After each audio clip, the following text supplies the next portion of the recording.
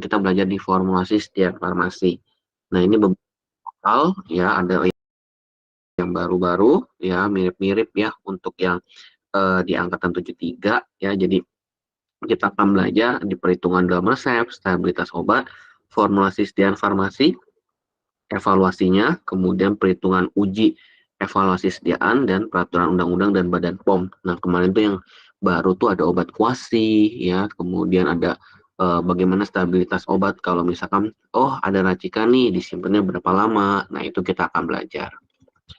Nah, jadi kalau yang pertama ini, ya, nah ini kan dikirimin nih, ya, sama yang teman-teman dari angkatan atasnya nih.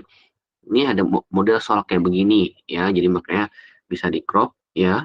Nah, seorang pasien perempuan usia 27 tahun ya, BB-nya 50 kilo, hamil usia 12 minggu. Dia bilang mengalami demam tifoid.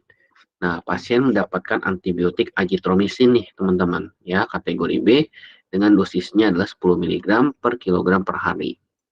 Mana sih aturan pakai obat yang tepat? Ya, nah ini kan karena memang pelajarannya tentang farmasetik dan formulasi, otomatis teman-teman harus terbiasa nih ya sama perhitungan dosis. Nah, kalau kayak gini dapat soalnya, teman-teman tinggal kali ya. Nah, ini kan berat badannya 50 kilo kan. Nah, 10 kali 50 dapat 500 mg. Nah, ini jangan sampai miss ya, cuma isi ya berarti 500 mg per hari. Seperti itu. Ini yang model simpelnya. Nah, ini yang model ribetnya. Dapat racikan resep Tremenza, Theophylline, Musera, ya, Mukopek ya itu mukolitik, Triamcort, Codein ya.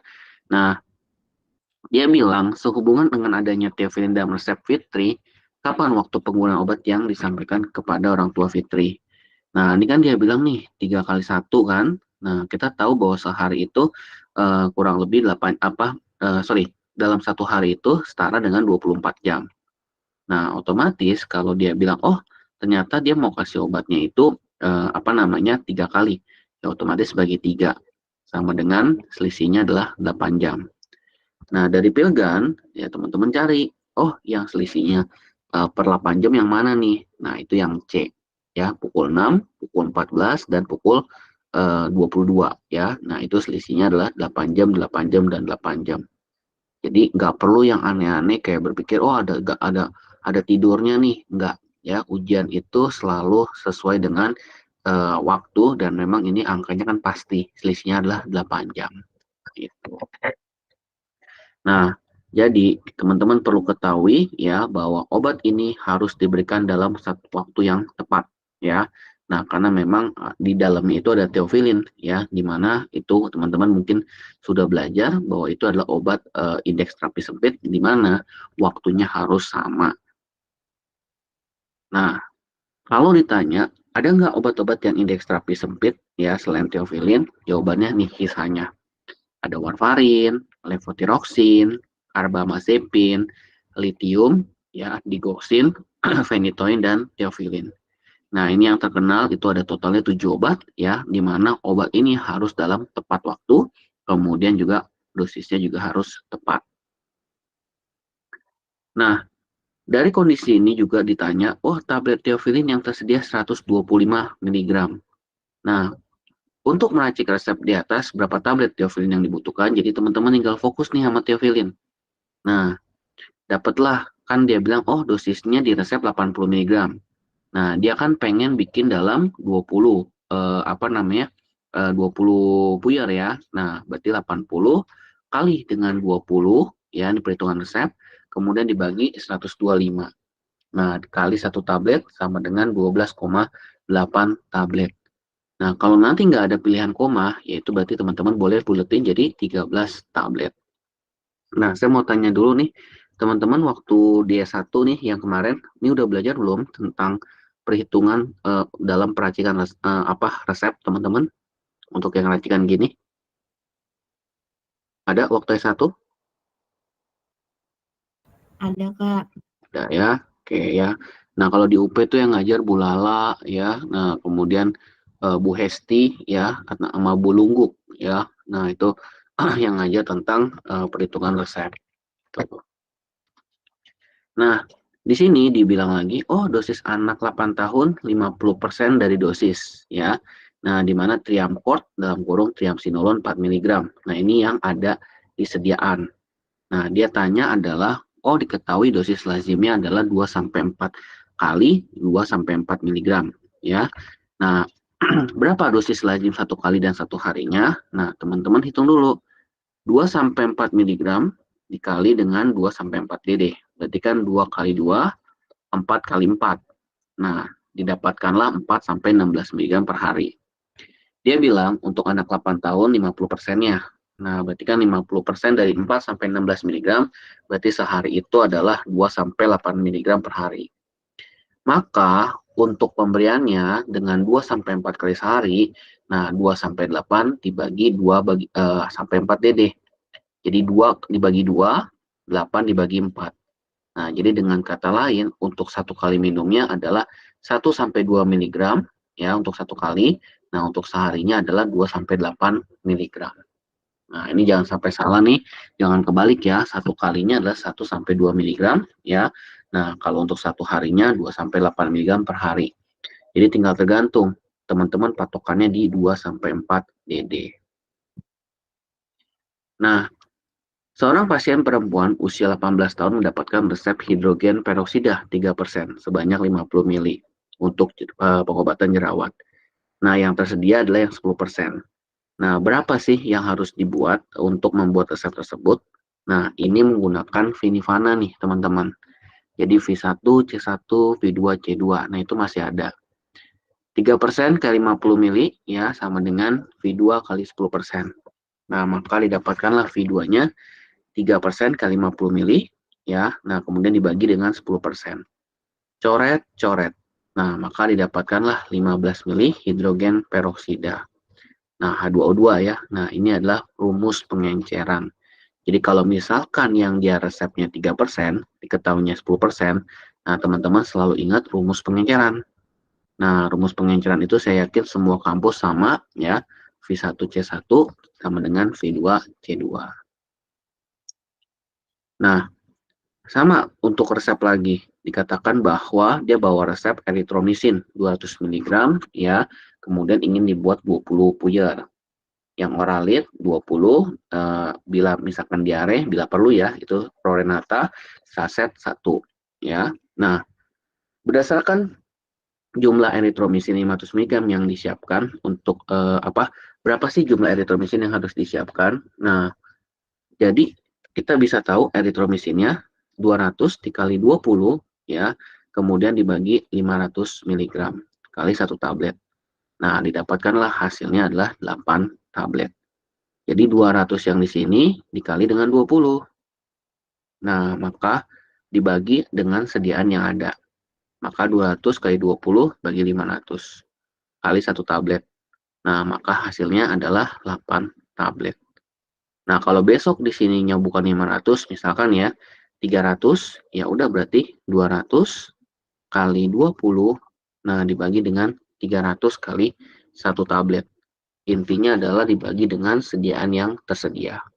Gitu. Nah, ini adalah tentang bentuk sediaan. Ya, jadi ini kalau ini soal kemarin dikatakan bahwa dia ada satu obat, pasiennya suka lupa minum obat. Intinya adalah lupa minum obat, sehingga apa sih formulasi yang paling tepat ketika pasien ini dapat satu obat? Untuk pasien-pasien yang suka lupa minum obat, itu yang paling cocok adalah sustain release. Nah, teman-teman, sustain itu punya nama lainnya adalah prolong. Ya, jadi kalau yang dimaksud dengan sustain, ya bahasa lainnya adalah prolong. Nah, kalau single itu contoh paling gampangnya adalah parastamol. Nah, teman-teman kalau minum parastamol itu kan harus 3 kali 1 kan? Nah, jadi lebih dari sekali. Contoh metformin, obat diabetes. Nah, itu juga sama, 2 sampai 3 kali sehari. Nah, itu nggak bisa minum yang satu kali. Nah, tapi kalau sustain, nah itu bisa ya, dia hanya 1 kali sehari. Contoh paling ininya yang ada di pasaran, kalau teman-teman pernah dengar ya, obatnya adalah metformin XR. Jadi metformin itu ada 2 macam. Nah, XR-nya ini adalah sustain release. Nah, itu bisa digunakan 1 kali sehari ya untuk mengatasi pasien-pasien yang suka lupa minum obat, seperti itu. Nah, sama lagi ya, kalau ini berapa sih jumlah tablet Ambroxol yang dibutuhkan? Nah, teman-teman fokus sama resepnya. Nah, resepnya itu 25 miligram numero 10. Nah, berarti 25 kali 10 bagi dengan 30 miligram kali satu tablet. Nah, dapat hasilnya 8,3 tablet. Nah, di sini hasil yang tersedia bukan dalam bentuk koma dan pembulatannya udah pasti ke atas. Ya kayak misalkan teman-teman ngeracik nih, mungkin yang udah pernah kerja. Ya kalau dicasnya adalah 8,3 ya 9 tablet. Termasuk 8,1 pun ya yang dicas adalah 9 tablet karena kan kita 100-nya itu kan 0,1-nya kan bisa kita timbang. Seperti itu. Yang penting adalah tidak kurang dan pembulatan itu selalu ke atas kalau untuk obat, wadah, nah itu udah pasti. Nah, di sini dibilang bahwa, oh seorang pasien laki-laki 23 tahun bawa resep dokter ya, tapi pada saat screening apoteker tidak menemukan adanya surat izin praktek dokter. Nah, tindakannya apa? Nah, tindakannya yang pasti adalah menolak, bukan menghubungi dokter penulis resep. Ya untuk apa? Ya itu kan udah nggak ada SIP-nya kan. Makanya yang saya bilang, kalau ketemu-ketemu yang kayak udah ada jawaban ini, mending dihindari dulu ya. Maksudnya dicari lagi gitu, jangan langsung telan bulat-bulat. Nah, ini adalah salah satu kajian pada administrasi, di mana dia harus meliputi surat izin praktek. Kalau nggak ada ya ngapain kita telepon. Memang ya bisa jadi bukan dokternya atau mungkin bisa jadi resepnya ilegal. Seperti itu. Ya. Nah, dalam screeningnya itu apa sih yang bisa dihandle sama apoteker tanpa harus telepon-telepon ke dokternya? Nah, itu masalah terkait dengan stabilitas sediaan. Jadi kalau udah masalah stabilitas ya, nah itu teman-teman nggak perlu apa namanya confirm lagi. Oh, udah tahu kalau ini nggak boleh digerus.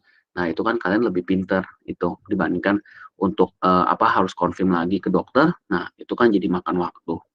Itu jadi makanya apa namanya jawabannya adalah stabilitas. Nah, kemudian inkompatibilitas ya. Misalkan oh ini pemakaiannya cuma boleh 7 hari. Nah, itu ya teman-teman saranin bahwa pasiennya cuma dapat 7 hari. Itu. Nah, kita akan belajar tentang surat pesanan. Ya, di ujian katanya ada satu soal. Nah, ini saya kebetulan punya soalnya.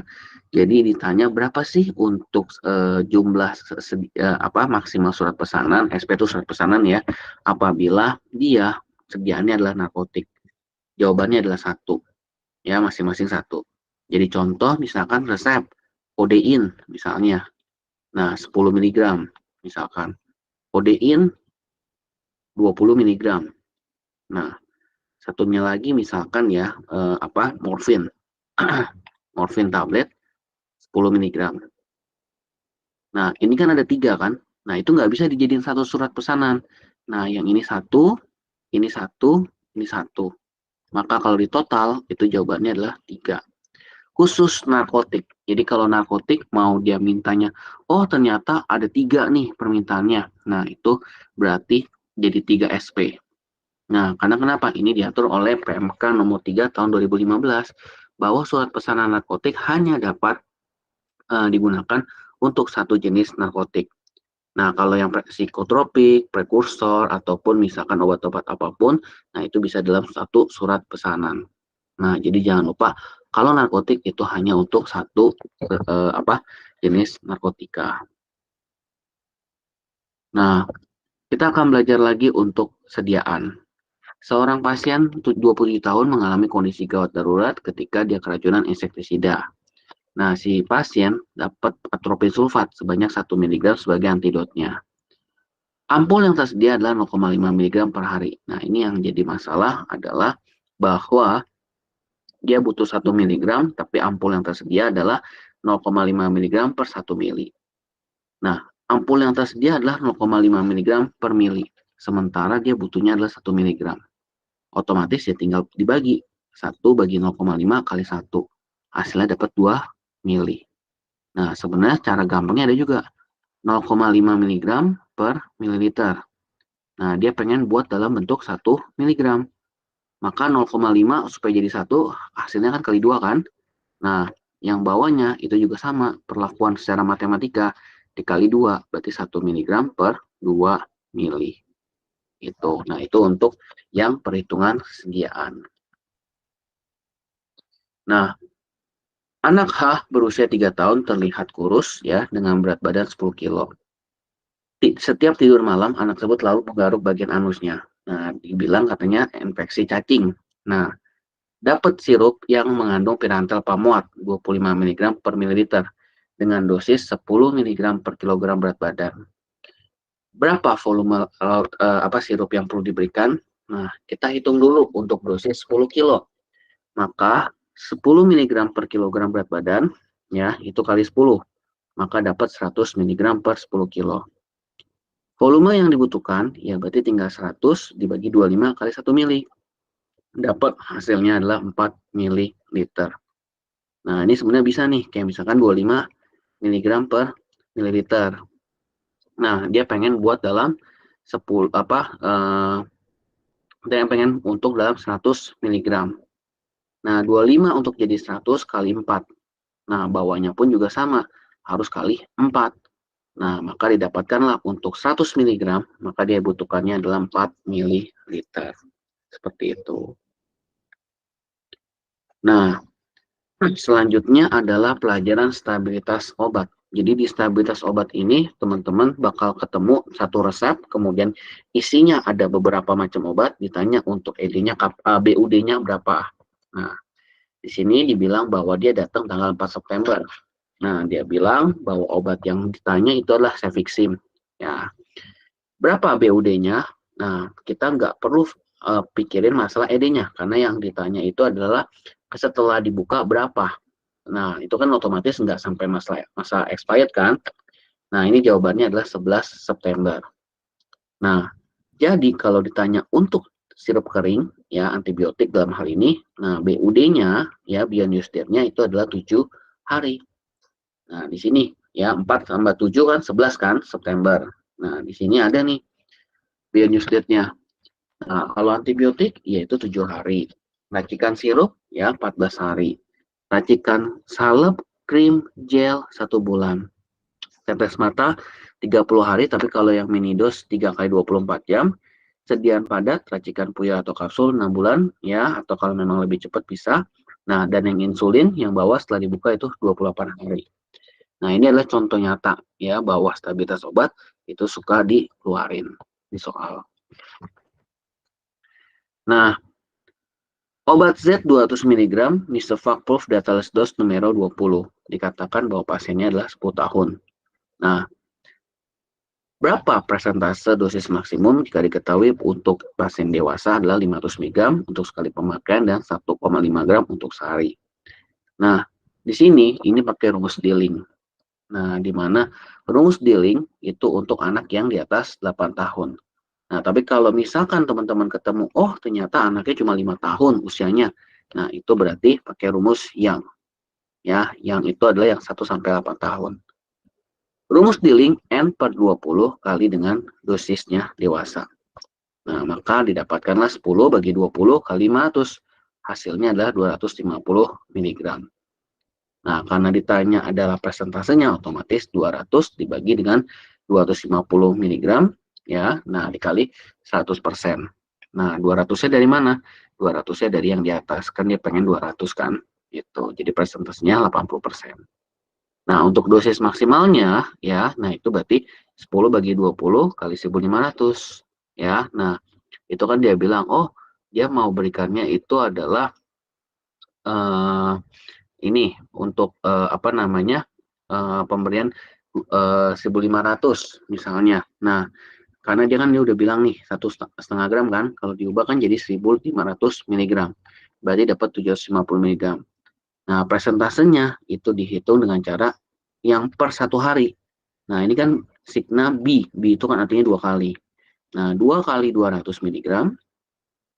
Nah, didapatkanlah hasilnya 400 mg. Nah, 400 mg inilah yang menjadi presentasenya. Nah, dibagi 7,5 kali 100%. Nah, hasilnya dapat jawabannya adalah 53,3%. Seperti itu. Nah, jadi untuk dosis satu kalinya itu 250 mg. Nah, tapi untuk persentasenya 53,3%. Nah, sekali lagi ada rumus yang ya 1 sampai 8 tahun ya, dan ada rumus dealing itu untuk anak di atas 8 tahun. Nah, seorang dokter meresepkan obat amoksisilin kaplet 500 mg sebanyak 15 kaplet dengan aturan pakai 3 kali 1. Nah, informasi apa yang perlu disampaikan? Ingat, ini obatnya itu antibiotik. Ya, otomatis kata kuncinya adalah sampai habis. Plus, jangan ada sampai ada respon alergi. Nah, karena beta lactam kita tahu paling poten menyebabkan masalah alergi. Nah, makanya tidak digunakan. Nah, contoh, dalam satu resep ada 2 antibiotik. Nah, kebetulan yang ditanya baru dosisnya dulu. Bagaimana dosis trimethoprim untuk pasien usia 7 bulan? Nah, kita cari dulu untuk 7 bulan itu dikatakan bahwa dosis ininya ya dewasanya 20%. Maka satu kalinya itu adalah 16 mg. Nah, maka untuk satu hari itu 2 kali 16 ya. Nah, miligram sama dengan 32 mg. Nah, itu untuk dosis dari berdasarkan literatur. Nah, dia bilang untuk berdasarkan resep trimethoprim satu kalinya 15 mg. Nah, ini kan dia bilang. Nah, sehari minum 3 kali, berarti kan 45 mg. Nah, dengan kata lain, satu kali itu kurang, satu hari itu malah berlebih. Nah, itulah yang dikatakan bahwa untuk jawabannya yang ini. Nah, terus nanya nih teman-teman, ini 16 mg dari mana? Nah, ini kan dia bilang 20% kan? Nah, trimethoprimnya itu 80. Nah, 20% kali 80 ya. Nah, itu hasilnya adalah 16 mg. Seperti itu. Nah, sama nih racikan juga. Dokter meresepkan 30 puyer parastamol untuk anak usia 5 tahun. Setelah diracik di apotek pada tanggal 2 Maret 2017. Nah, meskipun di kardus dibilang 2 tahun ke depan, tapi kan ini kan udah racik kan. Nah, itu maksimal 6 bulan. Jadi kalau teman-teman hitung dari Maret, itu 6 bulannya adalah September. Nah, nih. Jadi kayak misalkan, oh sediaan padat diracik. Nah, itu maksimal adalah 6 bulan. Dari pertama kali diracik. Jadi bukan setahun, bukan 2 tahun, apalagi sampai ED-nya ya. Bicara kalau memang udah 6 bulan, nah itu udah harus udah expired ya untuk yang racikan dari puyer. Itu jangan sampai salah, puyer adalah 6 bulan ya kalau misalkan untuk sirup rekonsnya atau antibiotiknya itu 7 hari. Nah, ini juga untuk perhitungan sendok takar. Dikatakan bahwa, oh anaknya 5 tahun 14 kilo. Nah, akan diberikan takaran amoksisilin 125 mg per 5 ml. Dari referensi dibilang dosisnya adalah 25-50 mg per kilogram berat badan per hari. Nah, bagaimana dia ininya apabila sirup obat diberikan 3 kali sehari dan disertakan sendokan takarnya adalah 5 ml. Nah, teman-teman kayak dulu nih, 25-50 kali 14. Kenapa? Per kilogram berat badan. Sementara berat badannya 14 kilo. Dapat hasilnya 3,5 sampai dengan 700 mg per hari. Nah, yang ditanya adalah untuk penggunaannya sekali, bukan satu hari ya. Tiap kalinya berapa? Maka 3,5 bagi 700 bagi 3, karena kan pemberiannya 3 kali. Maka rentangnya adalah 116,7 sampai 233,3 mg. Nah, setelah itu teman-teman bagi nih ya. Ini kan kalau di sendok takar 5 mili kan, ya berarti kan tulisannya boleh saya ubah nih. Nah, per sendok takar misalnya. Nah, CTH ya dalam kurung. Nah, di sini sama. Oh, 116,7 dibagi sampai dengan 233,3 bagi dengan 125. Nah, kali 1 sendok takar ya atau sendok teh. Nah, dapat 0,9 sampai 1,86 CTH. Nah, di sini yang berada dalam rentang itu adalah yang A, karena 1 sendok takar ini kan 0,9 sampai dengan 1,86 CTH. Nah, otomatis kalau sendok takar kan di sini 1 ya berarti kan berada di rentang antara 0,9 dengan 1,86. Jadi jawabannya betul. Dilihat-lihat lagi ya, rentang dosisnya berapa. Nah, itulah jawaban dari 1 sendok takarnya. Nah, yang ini adalah kaitannya dengan resep. Ya, jadi kalau di resep itu misalkan, oh dibilangnya adalah DID. Ada yang tahu artinya apa DID? Mungkin kalau yang tahu langsung jawab, DID apa ini? Da Indimedio. Kalau di bahasa resep DID, berarti obatnya dibagi berapa teman-teman? Setengah resep, Kak. Ya, Setengahnya. betul, setengahnya kan. Nah, berarti kalau dari 30, ya jawabannya adalah 15. Gitu. Jadi, yang resep-resep gini pun juga masih sering keluar. Nah, ini adalah terkait dengan perhitungan harga dari satu resep. Nah, kebetulan yang diketahui adalah hanya untuk yang ada di sini, ya, untuk dulset si eritromisinnya. HJA sama dengan HNA kali ppn kali margin. Nah, dia bilang kan untuk satu botolnya 65.000 kan. Berarti kan kita cari dulu. Berarti untuk untuk satu tabletnya, nah itu seharga Rp650. Itu. Nah, ini. Nah, yang dibutuhkan, ya berarti kan 0,150, ini kan kalau nggak ada kan gram kan, maka jadi 150 miligram. Nah, ini yang di depan nih, dikali dengan 20, karena numeronya adalah 20. Nah, dapat 15 tablet. Nah, maka satu tabletnya 650. Berarti kalau 15, 650 kali 15 kali 1,1 kali 1,3. Nah, karena memang dia bilang marginnya 30%. Nah, berarti kalau diubah faktor jadi 1,3.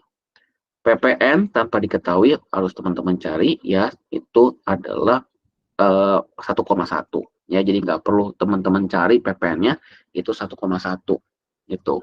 Nah, ini untuk perhitungan dari berapa sih obat yang harus saya bayar kalau misalkan oh satu tabletnya sekian. Nah, itu pakai rumus HNA kali PPN kali margin. Nah, misalkan oh marginnya adalah 1,25, marginnya adalah 25%. Nah, berarti faktornya itu atau untuk margin yang dimasukin ke rumusnya ya. Nah, itu adalah 1,25. Itu untuk marginnya, faktornya. Nah, ada yang mau tanya dulu sampai sini, teman-teman? Kalau yang HNA udah pernah belajar belum ini? Ana dan kawan-kawan tentang harga obat. Ini udah belajar tentang harga obat, teman-teman? Udah, Kak. Udah, ya. Kalau di S1 apa nih pelajarannya, Clarita? Compounding Apa ya? dispensing bukan? Iya, komdis. Ya, compounding dispensing. Kalau anak UP bilang CND, itu. Nah, jadi ini salah satu contoh soalnya adalah memperhitungkan HNA, memperhitungkan PPN, dan perhitungan margin. Itu. Oke, ini ada yang mau tanya dulu sampai sini? Ya, kalau ada yang mau tanya, tanya. Ya. Nah, selanjutnya adalah yang ini. Apa yang nggak rasional dari resep ini? Ada Amox, ada Cotrimox. Nah, inilah yang nggak rasional. Tidak boleh dicampur dengan bahan obat lainnya. Karena kenapa? Kita tahu dua-duanya antibiotik. Penggunaannya berarti harus apa teman-teman? Kalau antibiotik? Dihabiskan. Iya, betul Natasha. Harus dihabiskan. Nah, sementara kan kalau ini sisanya itu kan bila perlu kalau mau dibilang. Itu. Jadi makanya tidak boleh dicampur dengan bahan obat lainnya. Nggak boleh dalam resep yang sama. Itu. Nah, yang kemarin yang di 73 itu ada juga tentang reologi, ya, nomor izin edar, dan antibiotik yang memang bukan berasal dari jamur, ya. Nah, jadi ini saya minta kemarin, ya, kalau untuk reologi, nah ini mau nggak mau teman-teman harus hafalin kurvanya. Nah, cuma memang harus kalian kuasai, ada yang namanya plastis, ada yang namanya pseudoplastis, ada yang namanya dilatan. Yang harus pertama kali dilihat adalah bagaimana potongan antara garisnya ini di sumbu X dan sumbu Y. Kalau memotong, itu bisa pseudo, bisa dilatan. Cuma dilatan itu bentuknya naik, melengkung ke atas. Kalau ini landai. Gitu. Nah, tapi kalau ada nilai yield value dan mulainya tidak di 0,0, ya, itu dinamakannya adalah plastis. Seperti itu. Jadi dicek lagi ya bagaimana bentuk kurvanya. Nah, inilah contoh-contohnya. Kalau misalnya ditanya, oh Newton, nah itu contohnya adalah air, ya, kemudian gliserin, pelarut ya. Nah, kalau plastis, ya, contohnya suspensi zinc oxide, ya. Nah, suspensi flockulasi, ya. Kalau pseudo, nah bentuk-bentuk dari polimer seperti metaselosa, CMC, teragakan, ya. Nah, kalau dilatan, nah ini yang mesti dengan pengocokan agak sedikit kuat, ya, supaya suspensinya bisa terdispersi merata. Gitu. Nah, kalau obat kuasi itu adalah obat yang dimana ya berdasarkan dari peraturan Badan POM ya bersifat non sistemik atau lokal ya untuk mengatasi keluhan ringan. Nah, kalau kalian tanya contoh persediaannya apa? Minyak kayu putih, ya, minyak telon, balsem, ya, pelega tenggorokan dan minyak angin aromaterapi. Nah, bagaimana untuk cantuman untuk penomorannya, ya, nomor izin edarnya. Nah, ini ada yang berdasarkan dengan 9 digit. Nah, ada yang produksinya dalam negeri, ya, kalau KID itu dalam negeri. Nah, QI, ya, itu produksi di luar negeri, I-nya impor, dan L itu jika obat kuasi berlisensi, ya. Nah, kalau yang ini QL saya nggak tahu nih kalau prakteknya. Gitu. Nah, nomornya itu ada 2 huruf 9 digit ya. Nah, jadi huruf yang di awal itu menunjukkan apakah dia lokal, impor ya, obat tradisional kah, suplemen atau obat kuasi. Nah, 9 digit yang di belakang itu mengikuti sesuai dengan pabrik obatnya. Nah, kalau ditanya untuk antibiotiknya, kalau yang bukan dari fungi, nah ya udah sisanya. Yang dari fungi itu adalah amphotericin B, ya, cycloheximide, ya, griseofulvin, untuk yang sumbernya ya ada streptomyces, ya, cycloheximide, ada griseofulvin, ya. Nah, ini sebagian besar adalah dari fungi, ya. Nah, ini yang ada di slide-nya. Jadi nanti kalau misalkan ditanya yang di luar ini, yaitu berarti bukan dari fungi. Seperti itu. Nah, ini baru kita masuk ke yang soal CBT-nya. Jadi kalau yang ini ya soal-soal resepnya, nah ini yang saya dapat di angkatan yang kemarin. Kak, ini kemarin keluar Kak. Ya udah, berarti saya masukin. Makanya saya bilang ada beberapa yang saya update ya. Jadi makanya dapat soal-soalnya yang baru gitu. Kan karena beberapa pun juga ada yang ikut lagi kan. Nah, ini contoh soalnya yang baru-baru gitu. Nah, karena kenapa soalnya itu yang baru-baru? Karena kalau dulu punya ujian, ya, itu kan kalian masih ada tuh kayak pelajaran farmakoterapi, farmakokinetika klinis, nah itu di apoteker. Nah, tapi kalau sekarang kan diturunin kan ke S1, ya, nah makanya otomatis yang ininya juga jadi lebih banyak materinya. Nah, kita mulai, ya, seperti biasa, mulai dari awal, kita mulai dari Ana. Ana ada Ana? Ya, jadi gantian ke teman-teman nih. Ana Asfia ada? Belum? Clarita ada Clarita? Clarita. Ada Oke, ayo Clarita. bagian R&D di industri farmasi sedang menentukan jumlah penyalut yang optimal pada sediaan tablet Bisakodil. Bisakodil merupakan bahan aktif berwarna putih, praktis didengar dalam air, dan stabil pada suhu ruang. Bahan aktif ini bekerja lokal dengan cara meningkatkan pergerakan usus, sehingga feses dapat lebih mudah dikeluarkan oleh tubuh. Apakah fungsi bahan penyalut dari sediaan tersebut? Iya. Nah, kalau ini kira-kira yang mana nih Clarita? Yang mengatur tempat pelepasan obat dalam saluran cerna. Betul, mengatur tempat pelepasan obat dalam saluran cerna. Nah, kalau yang tadi itu kan kita pengen pasiennya patuh, maka buatnya itu adalah sustain release kan. Nah, kalau ini ya, kalau lepasnya di saluran cerna itu namanya delay release. Gitu. Jadi ada ada beberapa jenis sistem pelepasan. Kalau yang tadi, yang contoh di awal, yang kayak soal-soal kemarin, kalau untuk meningkatkan kepatuhan itu sustain. Tapi kalau untuk ngatur pelepasannya itu delay release. Nah, Contohnya ini ya. Nah, jadi dia nggak boleh hancur di nggak boleh lepas di lambung ya, di pH asam. Dia boleh hancurnya di mana? Lepasnya di bagian usus. Jadi makanya di lapisan yang ketiga ini ya, entrik polimer itu harus hancur. Makanya disebut gastro-resistant. Itu. Nah, yang kayak gini-gini biasa yang soal-soalnya Bu Kartini sini kalau di UP. Nah, itu dia sering keluarin soal-soal tentang ini. Nah, apa formulanya? Nah, ini kan kita tahu bahwa dia adalah delay release dalam bentuk salut entrik. Nah, matriksnya apa? Matriksnya itu adalah selulosa asetil ftalat.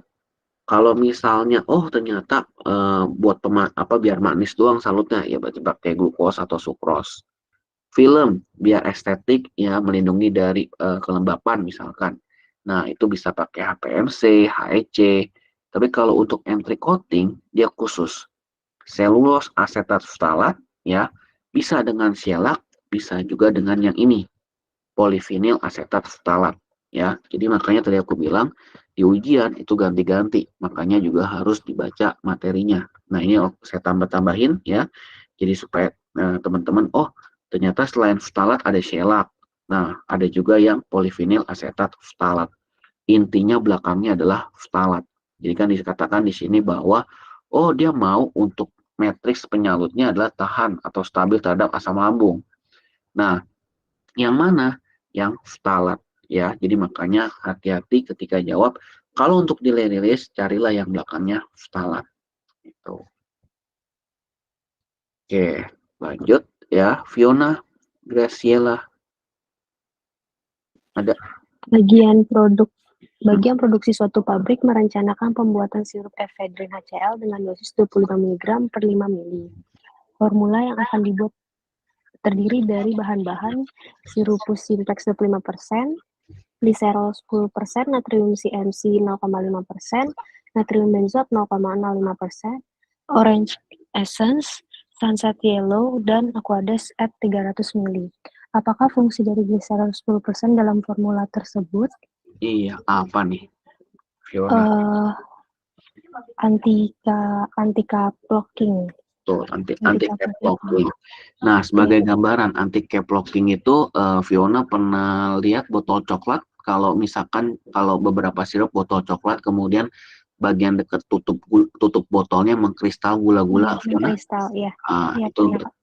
Nah, itu dia berarti butuh anti-cap locking.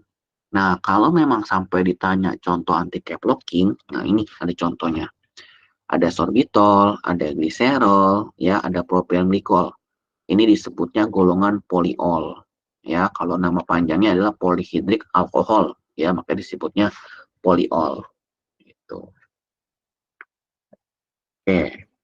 Sampai sini ada yang mau tanya dulu, teman-teman, Fiona dan kawan-kawan? Ya, kalau ada yang mau tanya, tanya ya. Kak, saya punya soal, Kak. Boleh ya, mau sharing boleh. Ya. Oke, lanjut ya. Lutfia Pratika Sari. Ada Lutfia? Belum? Maria Angelia? Ada Maria Angelia? Ya. Ada, Kak. Ayo, Maria. Zat A berdasarkan literatur stabilitasnya tidak tahan pada suhu tinggi dan tidak higroskopis. Bahan aktif tersebut akan diformulasi menjadi injeksi larutan dalam wadah ampul. Apakah mode sterilisasi yang digunakan untuk mensterilkan sedia injeksi tersebut? A, sterilisasi dengan filtrasi. Oke ya, nah kalau ini ya sterilisasinya adalah dengan filtrasi. Nah, kenapa dengan filtrasi? Karena dia bilang kata kuncinya adalah tidak tahan pada suhu tinggi. Pertanyaannya dibalik, kalau dia tahan suhu tinggi, bagaimana sterilisasinya? Nah, itu ada dua cara ya. Kalau cara panasnya bisa dengan panas kering. Nah, mungkin kalau teman-teman di kampus lain lebih sering dengarnya dry heat ya. Nah, ini dry heat ya. Nah, dry heat nih yang untuk panas kering. Nah, kalau untuk yang panas basahnya kita sering sebut dengan istilah steam ya. Menggunakan alat yang mungkin kalian nggak asing lagi, autoclave. Itu. Nah, tapi kalau cara dingin itu bisa dengan menghilangkan penghilangan bakteri dengan filtrasi membran. Jangan lupa ukuran membrannya kurang dari atau lebih kecil dari 0,22 mikrometer atau bisa dengan cara radiasi atau gas etilen oksida. Nah, ini kalau yang dua ini umumnya untuk ruangan ya atau alat-alat ya, alat-alat gelas ya, itu menggunakan radiasi atau etilen oksida. Ya, jadi kalau ditanya, oh dia tahan suhu tinggi, ya berarti filtrasi, ya cara dingin. Oke, lanjut ya. Kalau ada yang mau tanya-tanya. Mayasa, Iya, Kak. yuk. Serbuk parastamol dengan dosis 250 mg akan diformulasikan menjadi kapsul gelatin keras. Dalam formulasi ditambahkan berbagai bahan eksipien yang diperlukan sehingga bobot tiap kapsul menjadi 300 mg. Berapakah nomor cangkang kapsul yang digunakan untuk formulasi atas? Iya, jawabannya Satu. adalah yang satu ya. Satu. Nah, ini memang harus hafal ya. Kalau ini ya terus terang aja saya pun juga ngelihat ya, karena memang ini materinya dari Bu Yuslia ya, kalau nggak salah ya Bu Yuslia. Nah, itu beda ukuran cangkang, beda ada bobot maksimalnya ya. Jadi kalau yang makin ke atas ya, makin makin kecil angkanya, itu berarti ukurannya makin besar miligramnya. Kayak 0,00 3 kali itu 1000 miligram maksimum. 00 itu 600 ya, kalau 0 aja satunya ya digitnya berarti 500. Nah, sementara kan dia pengen buat dalam 300 kan. Nah, itu maka jawabannya adalah yang satu ukurannya. Nah, semakin kecil ukuran ke bawah, maka itu bobot nomornya makin kecil, maka bobotnya juga makin kecil. Jadi makanya semakin kecil angkanya, maka semakin besar untuk ukuran bobot miligramnya. Gitu. Sama nggak nih kayak yang di S1 dipelajari, Mayasa dan kawan-kawan? Sama, Kak. Sama ya. Mayasa dari mana? UP bukan? Enggak, saya dari Binawan. Binawan. Sama di Binawan kayak gini, Yas? Iya. Sama ya. Oke. Untuk yang memang S1-nya bukan di UP, ya kan ada beberapa kayak Binawan, Atma, ya. Nah, ini mau nggak mau memang ikutin dosen UP punya jawaban ya. Jadi, saya nggak bilang kampusnya teman-teman mungkin ajarinnya ada agak berbeda, tapi karena memang ini ujiannya di UP, ya otomatis mau nggak mau ikutin materinya si dosen-dosen UP, ya. Makanya saya ambil lagi materi-materi S1 ya yang memang dosen UP buat gitu. Jadi kalau misalkan kalian tanya di luar ini, jawaban saya pasti bisa macam-macam karena kan literaturnya beda-beda kan. Nah, tapi karena ini tes masuk UP, ya otomatis kita harus ikutin dengan yang menjadi kebiasaan di UP gitu ya, teman-teman. Nah, sama kayak saya juga ngajar UHAMKA tes masuknya, itu juga sama, beda jauh sama yang UP.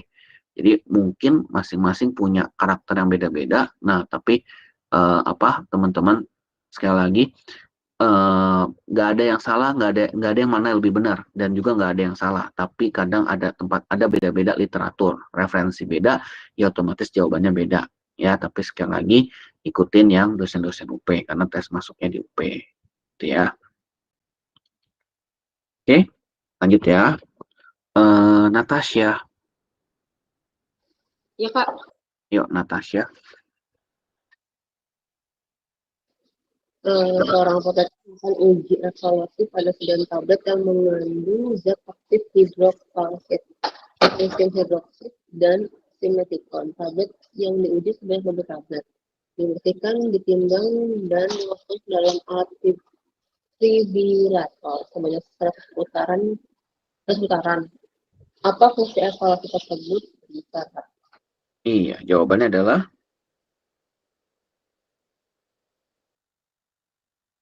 jawabannya apa, Natasha? Sorry. Benar, Kak. Mm-mm. Jadi dia itu untuk alat defibrilator. Uji apa ini dia? Ada yang tahu ini uji apa?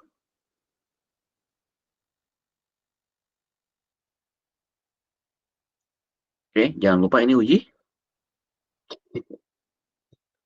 Alatnya itu kayak alat hamster. Ayo. Pelabuhan. Ya, kerapuhan, ya. Nama ujinya viabilitas. Nah, kalau ditanya lagi, berapa sih untuk yang normalnya? Itu adalah kurang dari 1%, Natasha. Ya, nanti tambahin di catatan, ya, kurang dari 1%.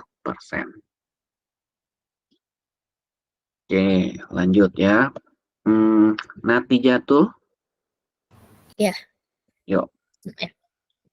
Seorang apoteker di suatu industri farmasi diminta memproduksi sediaan eliksir dengan zat aktif bromheksin HCl.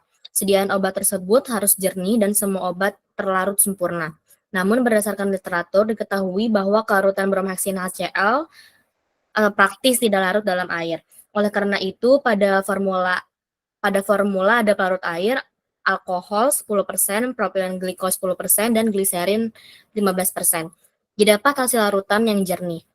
Apakah metode yang digunakan oleh formulator untuk melarutkan bromheksin HCl Iya, jawabannya adalah sebagai larut campur? pelarut campur. Berarti kira-kira dia mau bikin sediaannya adalah eliksir, ya. Apa istilah pelarut campur? Nanti kamu kenal istilah pelarut campur bahasa farmasetiknya? Depannya K. Ada yang ya, nanti pasti ingat istilah pelarut campur bahasa farmasetiknya, ada yang tahu depannya K? Kosolven ya, Kak? Iya, betul, Adel, kosolven, ya. Jadi kalau misalkan ditanya, pelarut campur apa istilahnya? Nah, itu adalah kosolven, ya. Jadi kalau ditanya untuk ini, ya, nah itu adalah kosolven. Nah, otomatis dia mau bikin eliksir. Nah, ini materinya Ibu Siti Umroh. Nah, ini Bu Siti Umroh itu kalau di UP udah dokter ya. Nah, itu dia sering tuh kalau waktu dari tahun 2017 sampai 2020 itu soal formulasi dia yang buat. Nah, dia pembimbing DPS saya ya. Nah, ini adalah slide-nya dia ya, slide beliau. Nah, jadi kalau kosolvensi itu adalah prosesnya ya, penggantian dari sebagian pelarut dengan pelarut lain. Nah, contoh kayak tadi, nggak 100% dia pakai air. Nah, tapi dibagi proporsinya 10% alkohol, 10% PPG, 15% gliserin. Nah, nama pelarutnya itu adalah kosolven. Nah, tapi kalau dia dengan menggunakan surfaktan, misal saya ambil contoh twin, ya, kalau teman-teman sering dengar twin atau mungkin kalian lebih sering dengarnya polisorbat, ya, itu sama ya. Nah, itu solubilisasi nama prosesnya. Nah, tapi kalau zatnya bukan surfaktan, misalkan dia menggunakan koloid hidrofilik misalnya. Nah, itu dia namanya hidrotropi. Itu. Jadi beda yang digunakan, beda nama prosesnya. Nah, itu adalah proses atau untuk meningkatkan kelarutan. Nah, di sini ada istilahnya pembentukan kompleks. Nah, terkadang ada beberapa yang bilang, salt in, salt out, ya, salting in, salting out. Salting in itu adalah ketika, dia proses dengan penambahan konsentrasi garam, ya, membentuk garam. Nah, itu dia mulai meningkat kelarutannya. Nah, kalau kondisinya pas, lama-lama kelarutannya meningkat. Tapi kebanyakan molekul garam, nih, molekul garam yang biru-biru, nah itu menyebabkan air sulit tembus ya ke bagian hidrofobiknya, sehingga malah jadi menghalangi supaya menjadi larut. Jadi tidak jadi molekulnya nggak larut gitu. Nah, jadi dengan kata lain semakin banyak konsentrasi garam belum tentu kelarutannya semakin baik. Malah jadi kalau istilahnya mengalami saturasi ya, atau mungkin kalian kenal istilahnya adalah jenuh itu ya. Jadi gunakanlah konsentrasinya yang optimal, bukan yang maksimal gitu. Nah, ini karena udah ada jawabannya, jadi dibilang bahwa dielpiroxicam dirancang menggunakan salah satu pengawet dari golongan paraben ya, contoh metilparaben ya, nipagin-nipasol. Dikatakan bahwa dari pustaka, bila digunakan gelling agent dari polimer hidrofilik, maka dapat terjadi interaksi sehingga menurunkan aktivitasnya. Apoteker cari solusi nih untuk mengatasi masalah tersebut. Masalah apa yang bisa digunakan? Mendapatkan pendapat yang sesuai. Nah, ini sesuai dengan dari literaturnya. Jadi kalau misalkan dibilang, oh ternyata bagaimana nih, ada masalah pada pH-nya. Nah, maka yang harus diperbaiki adalah daparnya. Karena di sini dibilang pH yang meningkat akibat penggunaan dari golongan-golongan paraben itu menyebabkan masalah pada gelling agentnya seperti itu. Jadi makanya harus diperbaiki, ya, gitu. Oke, lanjut ya, Risya. Ada Risya? Ada Kak. Sorry. Oke. Seorang formulator merancang sediaan emulsi topikal dalam bentuk body lotion yang mengandung ekstrak kulit buah kakao sebagai antioksidan. Emulgator utama yang digunakan dari golongan surfaktan sehingga dibutuhkan penambahan koloid hidrofilik. Apakah alasan penambahan tersebut itu Iya, mempertahankan stabilitas fisik dengan meningkatkan viskositas? iya. Nah, ini materinya Bu Umroh nih, Risya. Risya dari UP bukan, Ris? Iya Kak, Oke, kamu pernah diajar sama Bu Siti Umroh? pernah Kak. Pernah ya? Oke, ya. Di mana? Semsol ya? Apa di farmasetik? Masih ingat dia sama Bu Umroh? Di Semsol kali ya, Risya ya? Iya kayaknya saya sih Kak. Ya, nah ini slide-nya. Kalau saya kasih lihat slide-nya pasti masih ingat lah ya. Nah, ini slide-nya beliau ya. Jadi kalau ini koloid hidrofilik, jadi dia mengembang dalam pelarut air sehingga meningkatkan viskositas. Nah, mungkin ada beberapa yang beda ya kalau dari beberapa kampus yang saya pelajari. Ada istilahnya ini mungkin nggak dipelajari koloid hidrofilik. Nah, kadang yang diajarin itu surfaktan karena memang sebagian besar ya emulgator tuh dari golongan surfaktan, Quinspan ya itu yang paling terkenal. Kalau sabun sodium lauryl sulfat, kalau pernah kalau sering-sering dengan lihat sampo atau sabun kalian, nah itu ada SLS, nah itu adalah surfaktan. Nah, di sini itu dia bilang bahwa dengan adanya surfaktan tambah koloid hidrofilik Risya, nah itu dia menyebabkan menghasilkan ya viskositas meningkat. Nah, sehingga stabilitas fisik emulsinya dapat dipertahankan. Nah, tapi nggak cuma koloid hidrofilik, dia juga ada surfaktan, zat-zat terbagi halus, dan elektrolit. Nah, kebetulan kalau surfaktan, kata kuncinya adalah kalau berdasarkan slide-nya Bombro, itu ada kata kuncinya monomolekular. Ya, jadi dia membentuk lapisan monomolekular sehingga globul-globul ya itu tidak bersatu. Karena kalau dia bersatu, dia dapat menyebabkan terjadinya walescence ya. Nah, walescence di sini yang dapat menyebabkan emulsi menjadi pecah, breaking. Itu nanti di belakang kita ada pelajaran tentang emulsi. Nah, kalau yang zat terbagi halus ya, nah ini dia contohnya adalah seperti bentonit, ALMG silikat, itu dia membentuk dapat dibasahi oleh kedua fase membentuk lapisan mono atau multimolekular. Nah, jadi kalau ini dia untuk ngebuat emulsi tipe minyak dalam air ya. Zatnya itu ada bentonit ya, ALMG silikat. Nah, dan sebagian besar ini untuk emulsi yang topikal itu ya paling nggak emulsi topikal untuk ini. Nah, kalau yang terakhir elektrolit, nah ini kurang efektif ya. Contohnya kalium tiocyanat. Nah, ini untuk membentuk emulsi minyak dalam air ya. Kalau ini saya juga nggak pernah praktek nih kalau pakai elektrolit ya. Mungkin nih udah jadul banget ya itu untuk elektrolit. Nah, Risya dan kawan-kawan ini ada tentang stabilitas. Jadi kalau jangka panjang itu suhunya 30 plus minus 2, RH-nya 75 plus minus 5. Ya. Kalau extroverted 40 plus minus 2, RH-nya 75 plus minus 5. Nah, ini alatnya namanya climatic chamber nih. Itu yang ada di sini.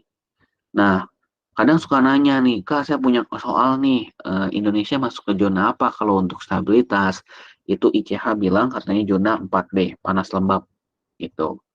Nah, pengujiannya tiap 3 bulan pada tahun pertama, tiap 6 bulan pada tahun kedua, dan setiap tahun setelah umur simpan yang diusulkan. Kalau accelerated atau dipercepat, itu minimum 3 titik waktu. Ya, jadi 0, 3, dan 6 bulan. Ya, dan masa studinya adalah 6 bulan. Nah, contoh soalnya ini nih. Ini. Rizkia Handayani. Ada Rizkia. Ada Kak. Ayo Rizkia. Laboratorium Teknologi Farmasi Sedian Padat melakukan penelitian tentang tablet yang mengandung zat aktifnya berupa ekstrak kering herbal terstandar. Tablet tersebut dilakukan uji stabilitas dipercepat pada suhu 40 derajat Celcius dengan kelembapan 75% selama 6 bulan. Pada bulan keberapa dilakukan sampling untuk evaluasi tablet tersebut. Yang bulan yang B, Kak. Iya, 0, 3, dan 6 ya.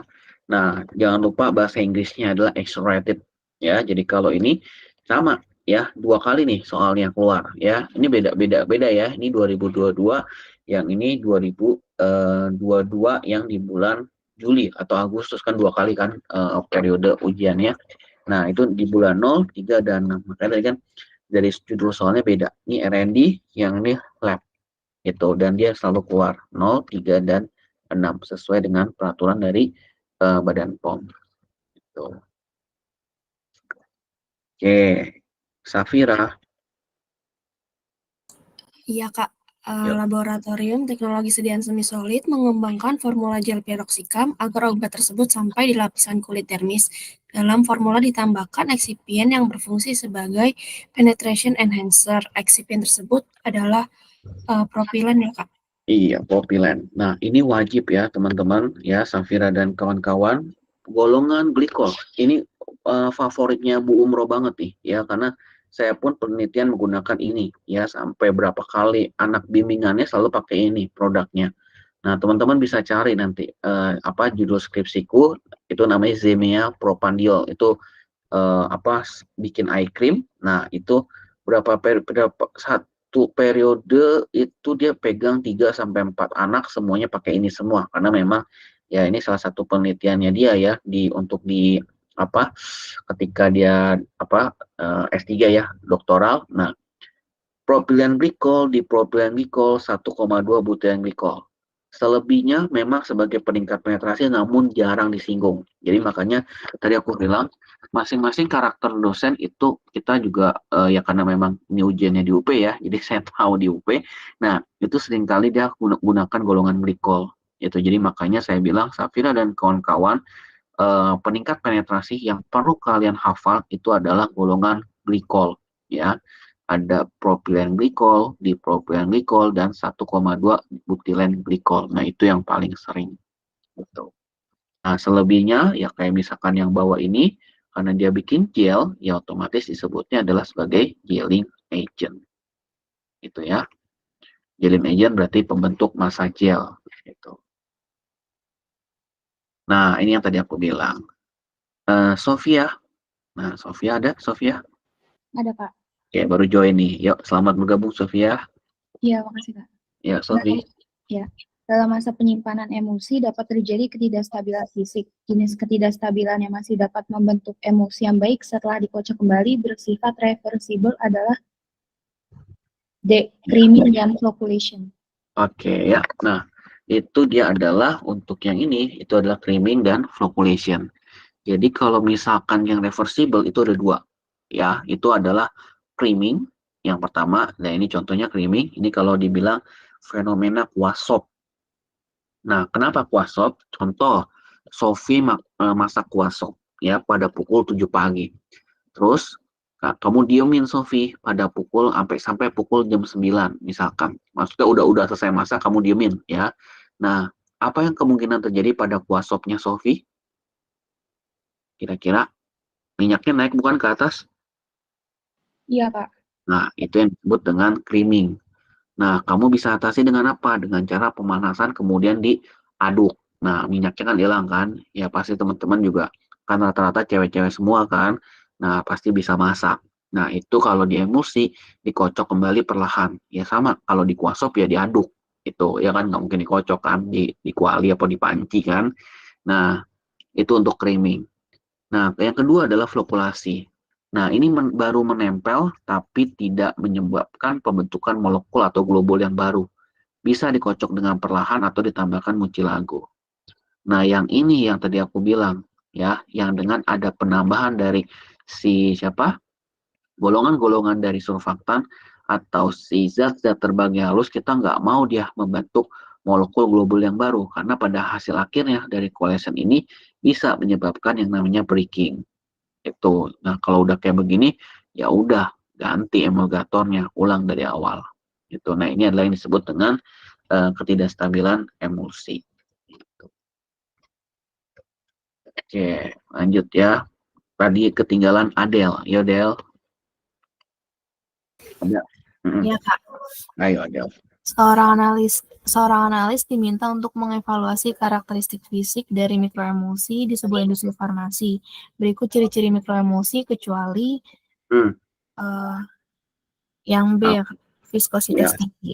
Ya, kalau viskositasnya tinggi ngapain dibuat emulsi? Maksudnya ngapain dibuat mikroemulsi? Ya, makanya itu dibilang kecuali ya viskositasnya tinggi. Ya, makanya kenapa kalau untuk mikroemulsi dia wajib transparan, jernih dan konsistensinya seperti larutan. Tapi kalau emulsi keruh dan ukuran globulnya itu 1 sampai 10 mikrometer. Ini kan kurang dari 1. Dengan ukuran globulnya kecil, otomatis kamu bisa menghasilkan wujud sediannya itu seperti larutan. Tapi kalau ukuran globulmu besar, berarti kan dapat lebih kental kan viskositasnya. Nah, otomatis kita nggak mau. Nah, ini yang disebut dengan emulsi. Yang ini adalah mikroemulsi. Gitu. Oke. Adel, tentang apa skripsinya, Del? Formulasi bukan? Iya, Kak, tentang nano. Tentang nano ya. Pasti ini udah paham dong ya, Del? Ya. Ya, kalau ambil nano otomatis mikronya pasti udah paham ya, karena kan ukuran paling kecilnya adalah dengan nano gitu. Sama siapa? Sama Pak Denny ya, Del? Iya, Kak, sama Ya. Pak Denny. Sama Pak Denny ya. Jadi kadang masing-masing orang punya karakternya. Saya yakin di Atma Jaya, di Binawan, atau misalkan teman-teman yang dari Padang, kan ada ya di beberapa di Padang. Nah, itu juga sama. Pasti masing-masing dosen punya kalian di formulasi misalnya. Nah, formulasinya itu juga sama ya. Ada yang memang bikin nano, ada yang bikin krim, ada yang bikin gel, ada yang memang spesialisnya di toner ya. Nah, itu yang ya intinya tetap belajar sediaan, tapi basicnya jangan sampai lupa. Gitu. Oke, lanjut ya. Ana, Asfiah. Iya, Kak. Yo, tadi belum. Iya, Kak, tadi sih ya hilang. Ya, silakan Ana. Di industri farmasi sedang membuat sediaan injeksi betametasan natrium fosfat 3 mg dalam ampul 1 mili. Apoteker menguji ampul tersebut dalam latar belakang hitam dan putih di bawah lampu neon. Uji apa yang sedang dilakukan? B, Kak, uji kejernihan. Iya, uji kejernihan ya. Nah, ini di praktek steril ya. Kamu praktek steril tidak, Ana? Iya, Kak. Praktek basah, nggak COVID kan ya? Enggak.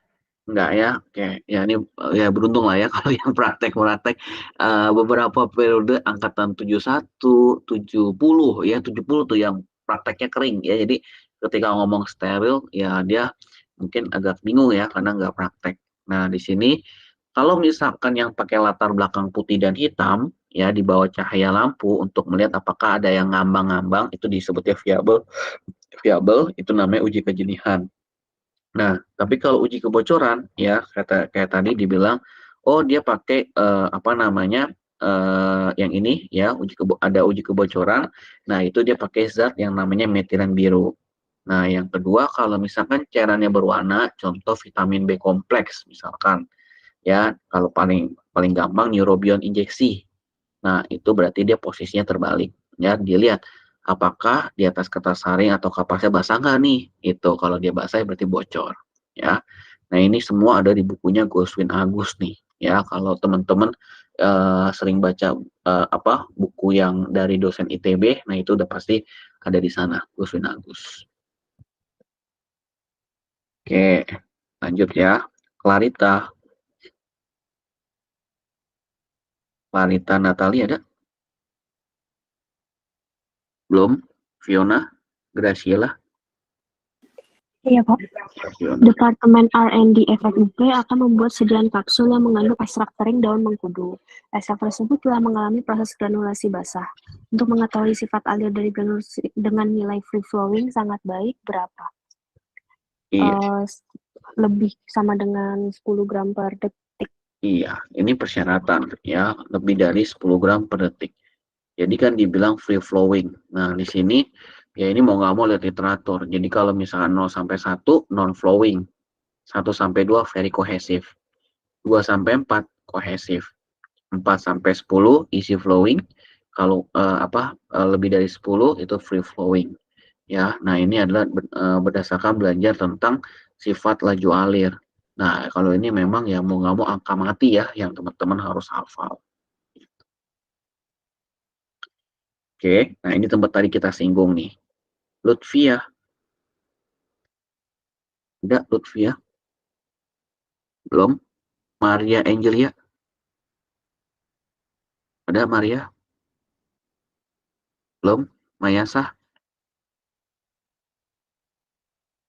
Mayasa? Ya, silakan Mayasa. Wait. Oke.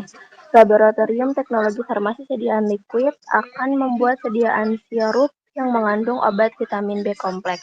Salah satu komponennya merupakan vitamin B2 yang suka larut dalam air. Maka perlu ditingkatkan kelarutannya dengan penambahan solubilizing agent, yaitu Twin 80 ya. Twin 80, betul ya. Nama lainnya adalah polisorbat ya. Jadi kalau misalkan solubilizing ya atau solubilisasi itu jangan sampai lupa Mayasa dia menggunakan yang zat kita sebut istilahnya namanya surfaktan ya. Jangan lupa.